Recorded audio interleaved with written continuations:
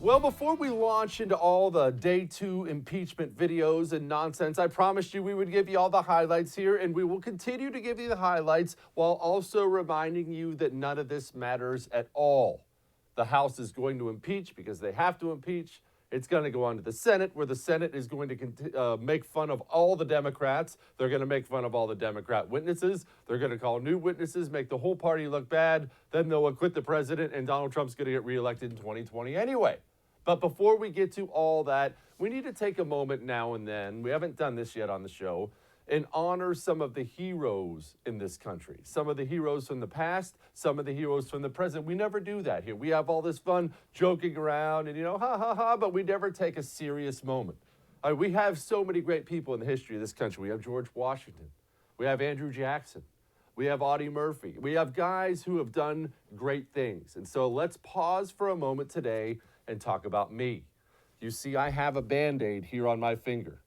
I got this Band-Aid. Well, I got it making toast this morning. I sliced open my finger on a butter knife, and I could have easily called in sick. Hey, guys, I can't do it today. I know that's what lesser men would have done.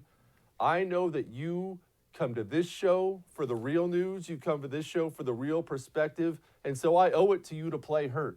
So tonight, in honor of myself, allow us to begin with the show. Now, Devin Nunes, as he often does, goes right after the witnesses. And understand something, this witness, Yovanovitch, she is the former ambassador to Ukraine. Donald Trump sacked her quickly, was not a big fan, apparently. And remember, it's Ukraine, not the Ukraine. Anytime you say the Ukraine, you always get some snot-nosed college boy who will scold you for it. But let's enjoy Devin Nunes with his intro. The Democrats have convened us once again to advance their operation to topple a duly elected president. I'll note that five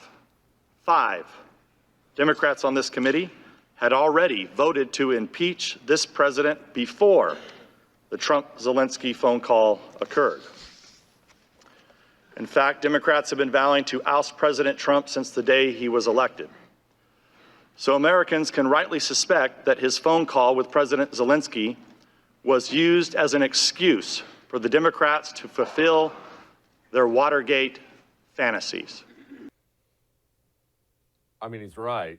And that's really what looks so bad for Democrats. Everybody knows the story about the boy who cried wolf too many times. Finally, the wolf showed up. Democrats have been crying impeachment for 3 years, and it's done two different things to them. One, it's obligated them to their base to impeach the president. They have to. They've made promises. Remember, all these guys just ran for office. House is up for election every 2 years. Every single one of these guys just ran for office. And what were all of them saying on the campaign trail? We're going to impeach him. We're going to impeach him. Elect me and I'll impeach him. Donate $5 to me today and I'll impeach him. And now you don't have the luxury of going back to all those people and being like, oh, we can't, sorry, we have nothing. So that's one thing they did.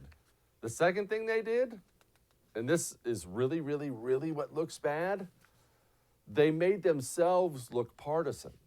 You see, eventually it gets baked in the cake. How many times has the public, the relatively non-political public, but votes every time, how many times have they turned on the news at night and heard the words impeachment or collusion or something like that over the past 3 years? It's been all over the news. And so now people are just like, oh, they're still trying that? Okay. Ukraine, where is that? It's in Asia, right? It's somewhere in Asia. What, Europe? I'm not sure. And that's where they are now. But I will correct Devin Nunes on one thing. This is not a Democrat Party creation. This is a media creation as far as the Watergate stuff goes. Yes, the Democrat Party would like to repeat Watergate, of course. They'll bring that up all the time. Remember Richard Nixon. That's the norm. But the truth is, it's the media who thinks they got Richard Nixon with Watergate. And it is the media who dreams about doing that again. They would take all the credit in the world for it if they could point to something and say, look, we got him. That was us, just like we did to Richard Nixon. Watergate was us. Every single one of these journos grew up and was educated in college about the greatness of the media. And look how we spoke truth to power and took down Richard Nixon. I am journo, hear me roar. They all heard about it from their dads and their grandpas and their professors. And, oh, wow, that's the greatest thing. The greatest generation, surely.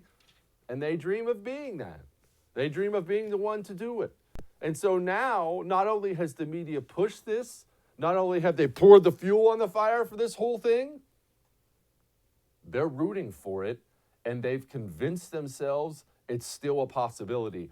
That might be the part that I enjoy the most. I say enjoy, but I have to be honest, I do cringe. Some national media personalities who I won't point out by name right now, people I actually respect, have really spent some time embarrassing themselves over the past 24 to 48 hours. Everything's a bombshell. Oh, this really changes things. And look, it does me no pleasure to say it, but Donald Trump might be in trouble now. Oh, shut up.